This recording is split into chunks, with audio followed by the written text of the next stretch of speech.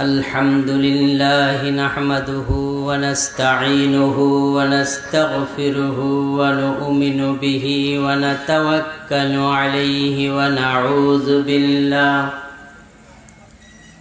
ونعوذ بالله من شرور أنفسنا ومن سيئات أعمالنا من يهد الله فلا مضل له ومن يضلله فلا هادي له وأشهد أن لا إله إلا الله وحده لا شريك له وأشهد أن محمدًا عبده ورسوله الذي أرسله بالحق بشيرًا ونذيرًا وداعيًا إلى الله بإذنه وسراجًا منيرًا فقد قال الله تعالى في كلام المجيد والفرقان الحميد أعوذ بالله من الشيطان الرجيم بسم الله الرحمن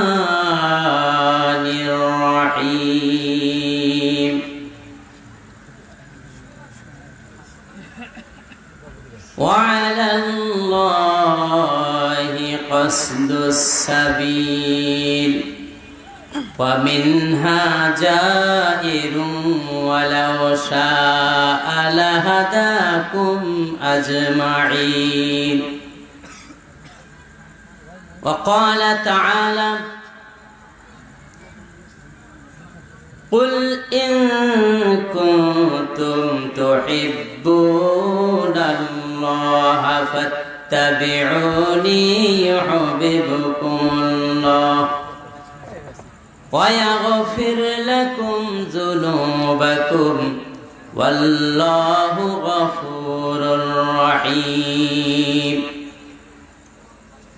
وقال تعالى في شان حبيبي إن الله وملائكته يصلون على النبي يا أيها الذين آمنوا صلوا عليه وسلموا تسليما اللهم صل على محمد وعلى آل محمد كما صليت على إبراهيم وعلى آل إبراهيم إنك حميد مجيد اللهم بارك على محمد وعلى آل محمد كما باركت على إبراهيم وعلى آل إبراهيم إنك حميد مجيد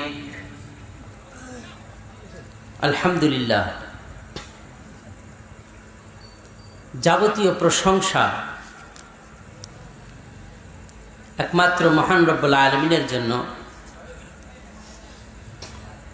যিনি আমাদেরকে মিশকাত ইসলামী কমপ্লেক্স,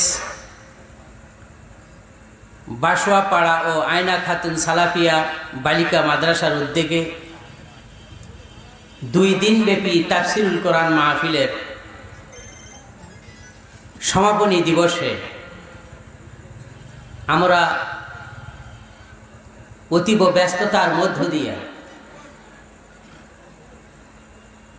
দূরদরাজ থেকে দিনদার ইমানদার মুসলিম ভাইয়েরা আমরা আসতে পেরেছি।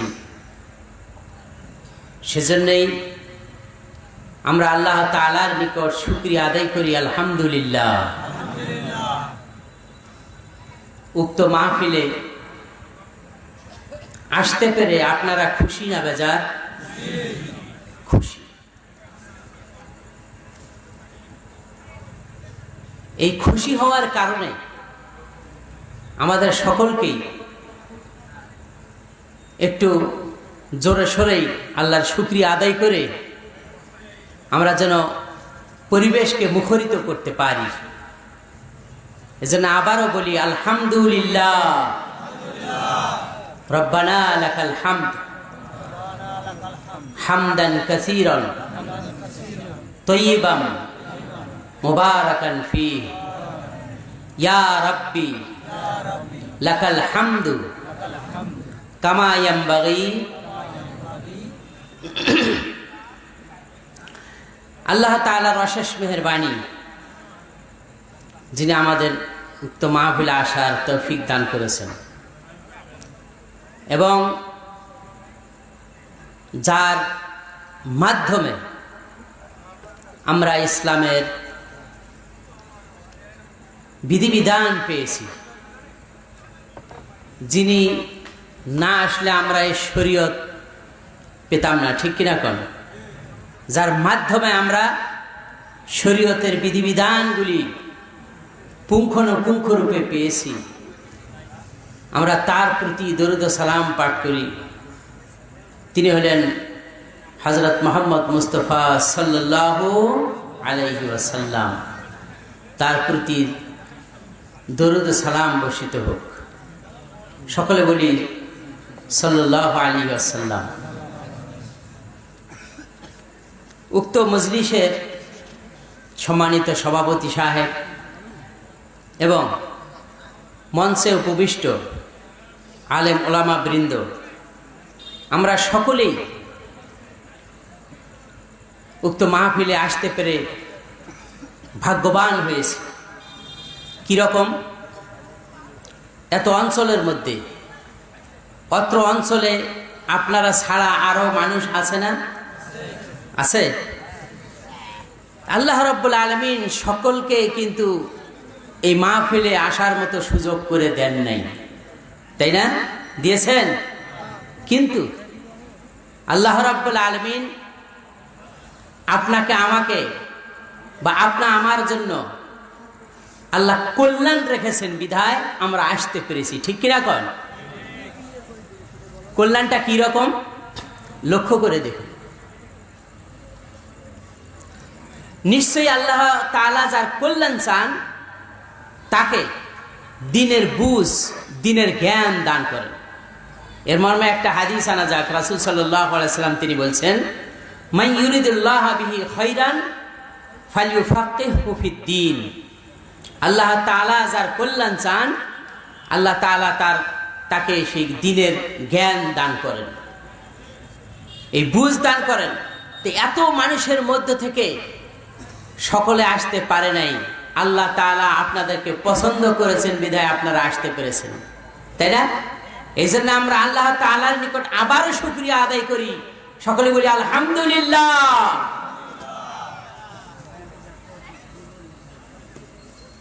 আপনারা এসেছেন কোরআন এবং হাদিস থেকে আলোচনা শোনার জন্য, তাই না?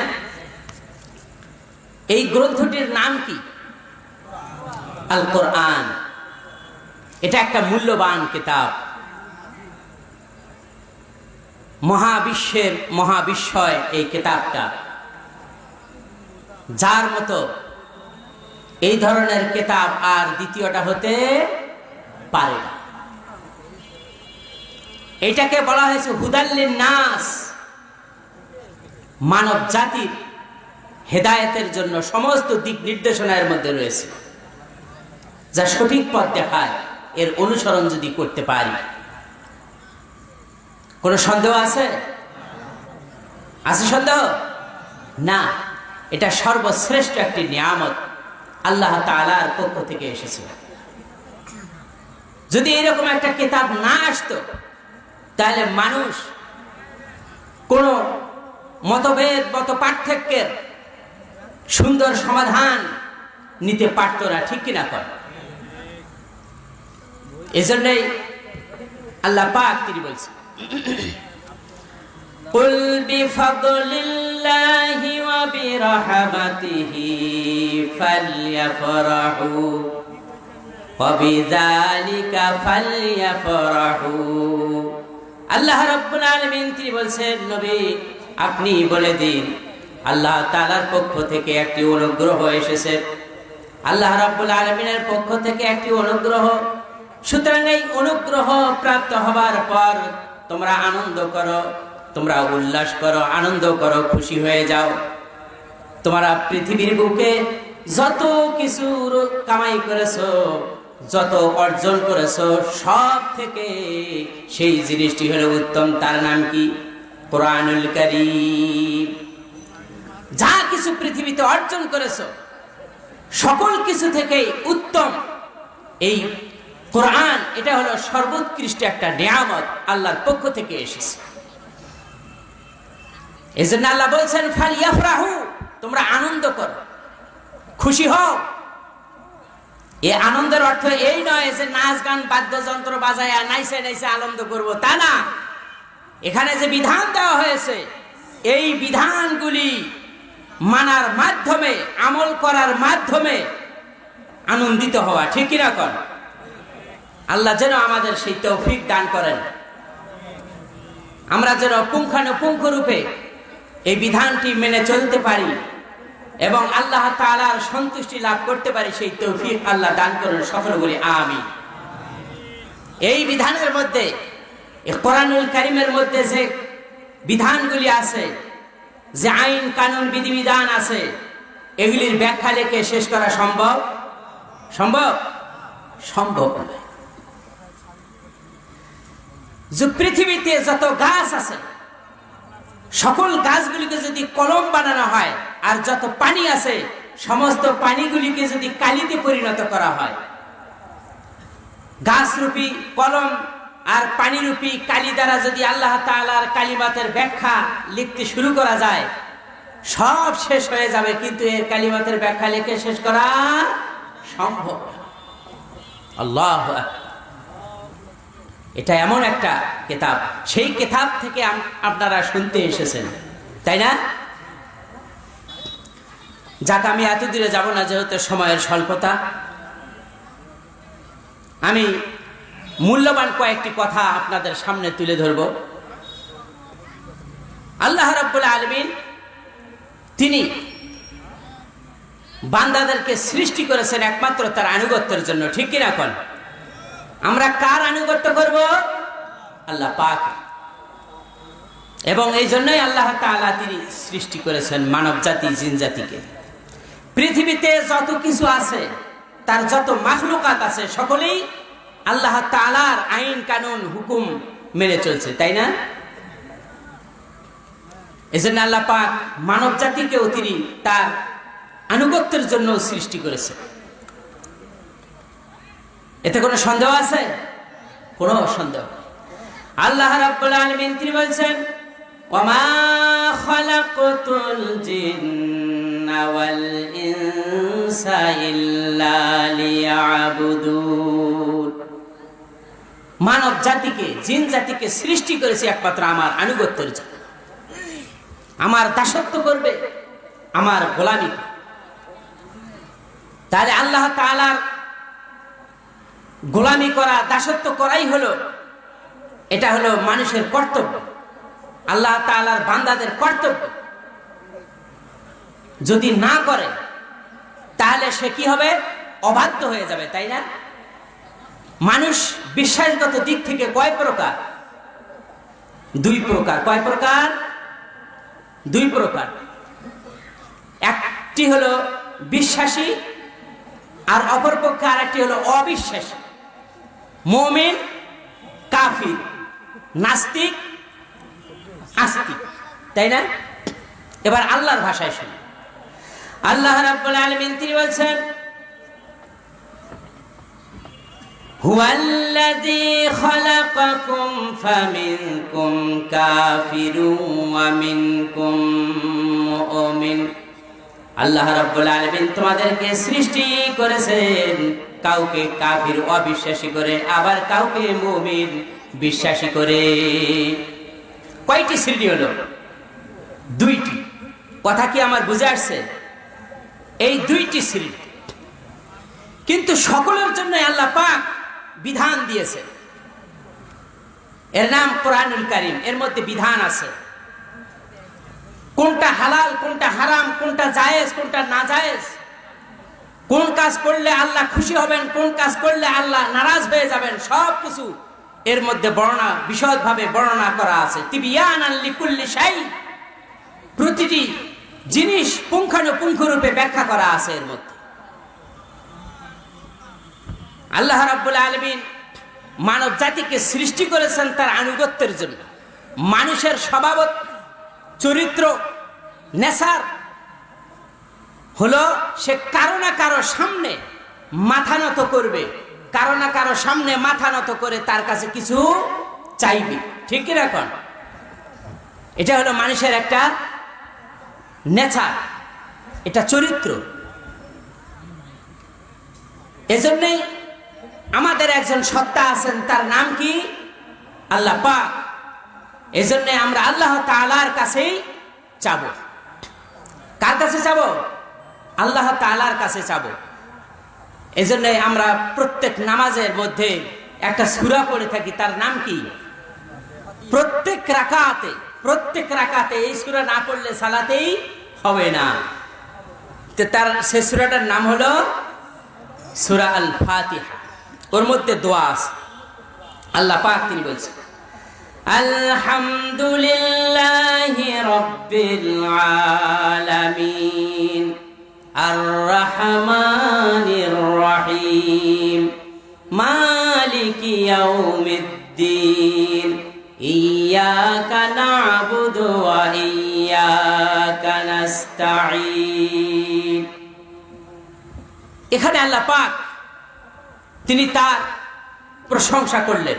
আল্লাহ বলছেন যে যাবতীয় প্রশংসা একমাত্র আল্লাহ তাআলা, যিনি জগৎ সমূহের প্রতিপালক। তিনি করুণাময়, মেহেরবান, দয়ালু। তিনি কিয়ামত দিবসের মালিক, অধিপতি। এরপরে বলা হয়েছে ইয়্যাকা না'বুদু ওয়া ইয়্যাকা নাস্তাঈন। হে আল্লাহ, একমাত্র তোমারই ইবাদত করি। আমরা কার ইবাদত করি? কথা মনে হয় বুঝে আসছে না। জোরে সোরে বলুন তো, আমরা কার ইবাদত করি? আল্লাহ পাক। এই জন্য আল্লাহ বলছেন যে তোমরা আমার কাছে সাহায্য প্রার্থনা চাও। ওয়া ইয়্যাকা নাস্তাঈন, হে আল্লাহ, একমাত্র আমরা তোমার কাছেই সাহায্য চাই। তাহলে আমাদের চাওয়া পাওয়া কার কাছে হবে? আল্লাহ তাআলার কাছে। সুতরাং আল্লাহ তাআলার জন্য আমরা সঠিকভাবে ইবাদত করতে পারি, সেই তৌফিক আল্লাহ দান করেন। সকলে বলি আমিন।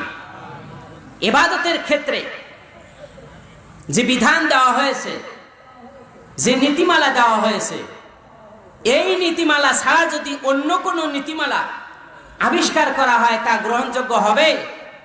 কঠিন কালেও হবে না। যা আমার আজকের বিষয় ছিল বেদাত। তাহলে বেদাত, যে আমলের মধ্যে বেদাত আছে, সে আমল কখনো কবুল হবে না। ঠিক কি রাখুন। তাহলে আমলটি হতে হবে আল্লাহ তাআলার নির্দেশ অনুযায়ী এবং রাসূল সাল্লাল্লাহু আলাইহি ওয়াসাল্লাম যেভাবে যে পদ্ধতিতে শিখিয়েছেন সেই পদ্ধতি অনুযায়ী সে আমলটি হতে হবে। আল্লাহ পাকের পক্ষ থেকে যে বিধান এসেছে তার নাম কি? ইসলাম। তার নাম কি? ইসলাম। এই ইসলাম যে পদ্ধতি দিয়েছে, যে নিয়ম নীতি দিয়েছে, এই নিয়ম নীতির মাধ্যমেই রাসূল সাল্লাল্লাহু আলাইহি ওয়াসাল্লাম যে শিক্ষা দিয়েছেন, যে নিয়ম পদ্ধতি শিক্ষা দিয়েছেন, এই পদ্ধতি অনুযায়ী আমল হতে হবে, অন্যথায় গ্রহণযোগ্য হবে না। আল্লাহ রাব্বুল আলামিন তিনি তার বান্দাদেরকে সতর্ক করে দিচ্ছেন যে দুনিয়ার মানুষেরা শোনো, পৃথিবীর বুকে পথ আর মতের অভাব নাই। এই পৃথিবীতে যত দার্শনিক এসেছে, যত সুশীল সমাজ এসেছে, এক একটা সুশীল সমাজ, এক একজন দার্শনিক, তারা বিভিন্ন মানুষের মধ্যে শান্তি প্রতিষ্ঠার জন্য, মানুষের মধ্যে কলহ বিবাদ, মত পার্থক্যের মীমাংসার জন্য বিভিন্ন রকমের তারা কি করেছে? মত এবং পথ তারা তৈরি করেছে। কিন্তু আল্লাহ রাব্বুল আলামিন একটি পথ দিয়েছেন, সেই পথটির নাম ইসলাম। ওই পথের যদি অনুসরণ করে, ওই মতের যদি অনুসরণ করে, ওই ইসলামের বিধিবিধানের যদি অনুসরণ করে, তাহলে দুনিয়ার যত মানুষের বানানো যত মত আর পথ আছে এগুলির মাধ্যমে কখনো শান্তি আসতে পারে না। একমাত্র শান্তি আসবে হলো ইসলামের মাধ্যমে। ঠিক কিনা কোন? এ কথার মধ্যে সন্দেহ আছে? নাই। দেখুন আল্লাহ পাকের ভাষায় শুনুন, এই পথটি আসছে কোথা থেকে? আল্লাহ তাআলার পক্ষ থেকে। আল্লাহ রাব্বুল আলামিন তিনি বলছেন, ওয়া আলাল্লাহি কাসদুস সাবিল। আল্লাহ রাব্বুল আলামিন পৌঁছা পর্যন্ত, আল্লাহ পর্যন্ত পৌঁছার একটা পথ আছে, সহজ পথ আছে। ওয়া মিনহা জাইর, আর এই পথের আশেপাশে কিছু বক্র পথ আছে। সোজা পথের আশেপাশে কিছু বক্র পথ আছে, যা আল্লাহ তাআলা তিনি জানিয়ে দিচ্ছেন। এই বক্র পথ কোনটা আর সোজা পথ কোনটা তা আমাদের জানা দরকার আছে কিনা কোন? অবশ্যই আছে। এখন আসুন এই আয়াতটি আমরা একটা হাদিসের মাধ্যমে জেনে নেই। ওয়ান আব্দুল্লাহ ইবনে মাসউদ রাদিয়াল্লাহু তাআলা আনহু قال قال رسول الله صلى الله عليه وسلم। আব্দুল্লাহ ইবনে মাসউদ থেকে বর্ণিত, তিনি বলছেন যে রাসূল সাল্লাল্লাহু আলাইহি ওয়াসাল্লাম বলেছেন, খাত্তা রাসূলুল্লাহ সাল্লাল্লাহু আলাইহি ওয়াসাল্লাম, রাসূল সাল্লাল্লাহু আলাইহি ওয়াসাল্লাম তিনি এই মাটিতে একটা কি করলেন, একটা দাগ টানলেন। দাগ টানার পরে তারপরে তিনি বললেন, সুম্মা ক্বালা, তারপর তিনি বললেন, হাযা সাবিলুল্লাহি মুস্তাকিমান। এটাই হলো এই সোজা যে দাগটা দেখতেছো, এটাই হলো সিরাতে মুস্তাকিম, সোজা রাস্তা। যেটা সোজা টান দিলেন, দাগ দিলেন, এটাই হলো কি সোজা রাস্তা। এরপরে আল্লাহ রাসূল সাল্লাল্লাহু আলাইহি ওয়াসাল্লাম কি করলেন, সুম্মা খাত্তা আনিল ইয়ামিনিহি ওয়া শিমালিহি, ওই সোজা রাস্তার বাম পাশে এবং ডান পাশে কিছু দাগ টানলেন। দাগ টানার পরে তিনি বললেন, হাদিহি সাবিল, এগুলো এক ধরনের রাস্তা। ওয়ালাইসা মিনহা সাবিলুন ইল্লা আলাইহি শাইতান, এগুলি কোনো সোজা রাস্তা নয়, একমাত্র শয়তানের রাস্তা ছাড়া। শয়তানের রাস্তায় বাঁকা রাস্তাগুলি দেখা যাচ্ছে, সোজা রাস্তার পাশে যে রাস্তাগুলি দেখা যাচ্ছে এগুলি হলো শয়তানের রাস্তা। শয়তান ওই রাস্তাগুলির মধ্যে বসে থেকে কি করে? আল্লাহ রাসূল সাল্লাল্লাহু আলাইহি ওয়াসাল্লাম তিনি বলছেন, ইয়াদউ ইলাইহি সুম্মা ক্বারাআ, এরপরে মানুষদেরকে ওই বাঁকা রাস্তার দিকে শয়তান আহ্বান করতে থাকে। এরপর আল্লাহ রাসূল সাল্লাল্লাহু আলাইহি ওয়াসাল্লাম তিনি তখন বুঝাইয়া দিলেন এবং একটি আয়াত তেলাওয়াত করে তিনি জানিয়ে দিলেন, ওয়া আন্না হাযা সিরাতি মুস্তাকিমান ফাত্তাবিউহু। এই যে সোজা দাগ দিয়েছেন আল্লাহ রাসূল সাল্লাল্লাহু আলাইহি ওয়াসাল্লাম, এটাই হলো সোজা রাস্তা, সিরাতে মুস্তাকিম, এটা হলো ইসলামের রাস্তা। ফাত্তাবিউহু, তোমরা সেই রাস্তার অনুসরণ করো। ওয়ালা তাত্তাবিউস সুবুলা, এর আশেপাশে যেগুলি রাস্তা দেখা যাচ্ছে, পথ দেখা যাচ্ছে, এগুলির অনুসরণ করা যাবে না। অর্থাৎ ইসলাম হলো সোজা রাস্তা, আর যতগুলি মতবিরোধ রয়েছে এগুলি হলো কি বাঁকা রাস্তা। ঠিক কিনা কন? ইবাদতের মধ্যে ভেজাল ঢুকিয়ে দিয়েছে শয়তান। সে ভেজালগুলি কি কি ইনশাআল্লাহ আমি আপনাদের সামনে একটু সংক্ষিপ্ত আকারে বলবো, যেগুলি আমরা শরীয়ত মনে করে, এগুলি সওয়াব মনে করে আমরা এই কাজগুলি করে থাকি। এগুলো একটু জানার দরকার আছে কিনা কন? আছে না? ঈদে মিলাদুন নবী পালন করা, তারপরে সিরাতে মাহফিল পালন করা, রেলি করা, যশনে জুলুস করা, যখন রবিউল আউয়াল মাস আসে তখন এগুলি করতে থাকে এক শ্রেণীর মানুষ। আছে না, করে না? এটা কি সোজা রাস্তা না বক্র রাস্তা? বক্র রাস্তা।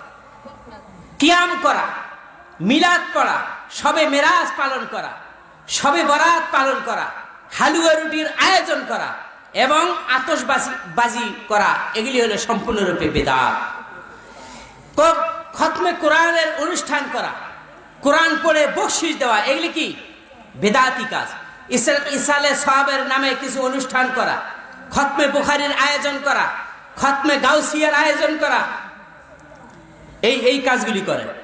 জন্মবার্ষিকী পালন করে, মৃত্যুবার্ষিকী পালন করে, পয়লা বৈশাখ পালন করে, আজকে কয় তারিখ? এপ্রিল মাসের 14 না 13 তারিখ। হ্যাঁ, এই কালকে দেখবেন মুসলমান এই হারাম কাজকে তারা বরণ করে নিবে। আহা, বাসন্তী রঙের শাড়ি পরবে আর যুবক যুবতীরা বাকবাকুম করে রাস্তাঘাটে খালি দৌড়াদৌড়ি করবে, ছোটাছুটি করবে। আহা, পান্তা ভাত আর ইলিশ মাছ, বলে নাউজুবিল্লাহ। এগুলি পালন করে কিনা কোন? আহা, এগুলি বেদাত। এগুলি যারা করবে তাদের স্থান জাহান্নাম ছাড়া আর কোনো গতি নাই। বুঝতে পারছেন? দেখুন, লক্ষ্য করুন এ ব্যাপারে আল্লাহ রাব্বুল আলামিন তিনি কি বলছেন। এগুলি বিধানের মধ্যে অন্তর্ভুক্ত করলো কে? যার অনুমতি আল্লাহ দেন নাই। আল্লাহ রাব্বুল আলামিন তিনি বলছেন, আমলাহুম শুরাকাউ শারাউ লাহুম মিনাদ-দীনি মা লাম ইয়াযান বিহিল্লাহ। তাদের কোন শরীক আছে যে তারা এই বিধানগুলি তাদের জন্য প্রণয়ন করেছে? কে করলো এগুলি? মা লাম ইয়াযান বিহিল্লাহ, যার অনুমতি আল্লাহ পাক দেন নাই। এগুলির অনুমতি আল্লাহ দিয়েছেন? বলুন না এক বাক্যে, আল্লাহ দিয়েছেন, অনুমতি দেন নাই। এগুলি করলো কে? কোন শরীক তাদের এই কাজগুলি করলো? আহা, ভেবে চিনতে কাজ করে না। বড় হুজুরে বলল, বুজুর্গানে দিন বলল, পীর সাহেব বলল, আর অন্যায় পালন করা শুরু করে দিল। আল্লাহ রাব্বুল আলামিন তিনি বলছেন, এরা তো অনুমানের উপর ভিত্তি করে কথা বলে থাকে। অনুমানের উপর ভিত্তি করে তারা নিজেরা দলিল বানায়া মানুষের মধ্যে চালায়া দেয়। আল্লাহ পাক তিনি বলছেন, ওমা লাহুম বিহি মিন ইলমিন ইয়াত্তাবিউনা ইল্লা যান। তাদের এই ব্যাপারে কোনো জ্ঞান নাই। এরা অনুমানের উপর ভিত্তি করে এই কাজগুলি করে থাকে, এগুলির অনুসরণ করে থাকে। আল্লাহ রাব্বুল আলামিন তিনি অপর আয়াতের মধ্যে বলছেন, কুল হাল নুনাব্বিউকুম বিল আখসারিনা আমালা আল্লাযীনা দাল্লা সা'য়ুহুম ফিল হায়াতিদ দুনিয়া ওয়া হুম ইয়াহসাবুনা আন্নাহুম ইউহসিনুনা সুনআ। আল্লাহ পাক তিনি বলছেন, হাল নুনাব্বিউকুম বিল আখসারিনা আমালা, আমি কি তোমাদেরকে সংবাদ দিব না যে বেশি বেশি আমল করে ক্ষতিগ্রস্ত হয়েছে, যে তারা এই কাজগুলিকে ভালো মনে করে যাচ্ছে, কিন্তু এরা দুনিয়াতে এই আমলগুলি করে ক্ষতিগ্রস্ত হয়ে পড়েছে। কি হয়েছে? ক্ষতিগ্রস্ত হয়ে পড়েছে। সুতরাং ওদের স্থান কোথায় হবে? জাহান্নাম।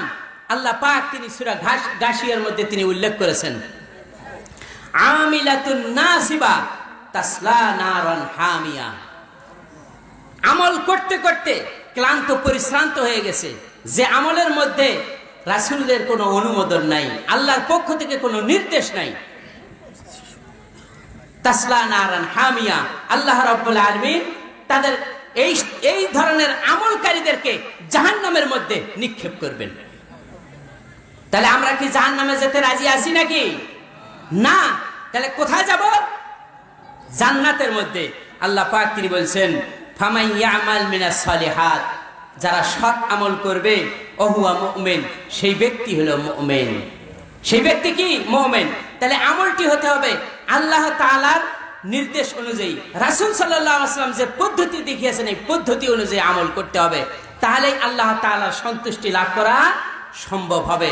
তাহলে আল্লাহ তাআলার সন্তুষ্টি লাভ করতে পারলে আমরা তখন জান্নাতে যেতে পারবো ইনশাআল্লাহ।